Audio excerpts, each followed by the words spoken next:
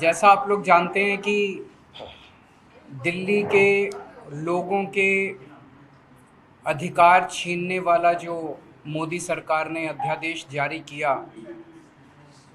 8 साल की लड़ाई के बाद 11 मई को सुप्रीम कोर्ट ने आदेश दिया था कि भारत एक जनतंत्र है।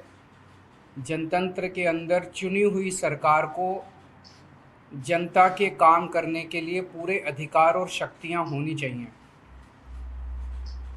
2015 में मोदी सरकार ने एक नोटिफिकेशन जारी करके हमारी पावर्स छीन ली थी।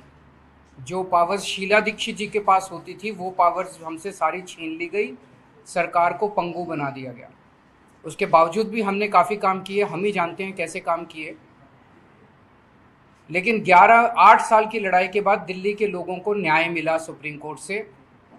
11 मई को सुप्रीम कोर्ट का आदेश आया और 8 दिन के अंदर ही 19 मई को मोदी सरकार ने अध्यादेश पारित करके सुप्रीम कोर्ट के आदेश को ख़त्म कर दिया, नल एंड वॉइड कर दिया, कैंसिल कर दिया सुप्रीम कोर्ट के आदेश को। और मोदी सरकार ने कहा कि दिल्ली के लोगों को कोई अधिकार नहीं है। ये दिल्ली के लोगों के न केवल अधिकार छीने गए, बल्कि एक तरह से दिल्ली के लोगों को तमाचा मारा गया, दिल्ली के लोगों का अपमान किया गया कि तुम जो मर्जी सरकार चुन लो, उसको काम नहीं करने देंगे हम। ये मोदी सरकार का संदेश है दिल्ली के लोगों को, आप जो मर्जी सरकार चुनिए, हम आपको काम नहीं करने देंगे। ये अध्यादेश आया है और ये अध्यादेश अब बाद में मॉनसून सेशन में संसद में आएगा। तो संसद में जब आएगा तो राज्यसभा में भारतीय जनता पार्टी का बहुमत नहीं है। 238 सदस्य हैं जिसमें 93 केवल बीजेपी के हैं। तो अगर सारी नॉन बीजेपी पार्टीज़ एक साथ आ जाएं तो इस अध्यादेश को गिराया जा सकता है।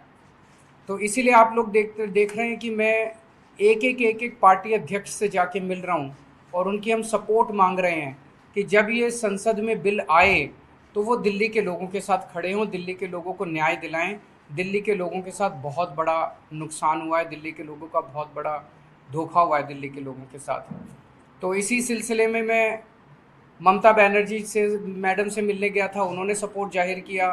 ठाकरे साहब से मिलने गया था, उन्होंने सपोर्ट जाहिर किया। एनसीपी से मिलने गया था, उन्होंने सपोर्ट जाहिर किया। केसीआर साहब से मिलने गया था, उन्होंने सपोर्ट जाहिर किया।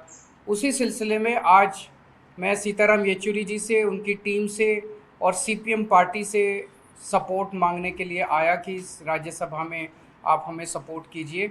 और मैं तहे दिल से शुक्रिया अदा करता हूँ सर कि आपने आप अपनी तरफ से और पार्टी की तरफ से दिल्ली के लोगों के साथ खड़े होने का आपने निर्णय लिया, हमें सपोर्ट दिया।